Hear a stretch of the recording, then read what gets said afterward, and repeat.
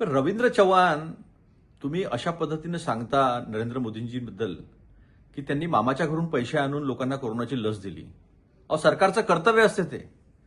आणि मग याच भावनेतून बोलायचं झालं तर काँग्रेसनी पोलिओची गोवरची लस नसती दिली तर रवींद्र चव्हाण तुम्ही कसे राहिले असते. त्यामुळे हे सरकारचं कर्तव्य आहे. तुमचं जर सगळ्यात मोठं फेल्युअर कुठलं असेल ना तर तुम्ही आकडे लपवता. गंगेमध्ये ज्या लाश वाहिल्या ना ते लपवण्याचा प्रयत्न करता. तुम्ही लोकांसोबत खऱ्या अर्थाने येत नाही.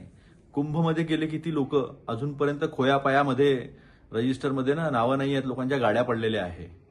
तर तुम्ही गुन्हा करता लोकांसोबत, तुम्ही आकडे लपवता आणि मीडियाच्या आडून जे आहे ते आमच्यासारखं कोणी नाही असं दाखवण्याचा प्रयत्न करता. आता किती लस दिल्या काँग्रेसनी पण ते आम्ही समजतो की ते कर्तव्य आहे सरकारचं.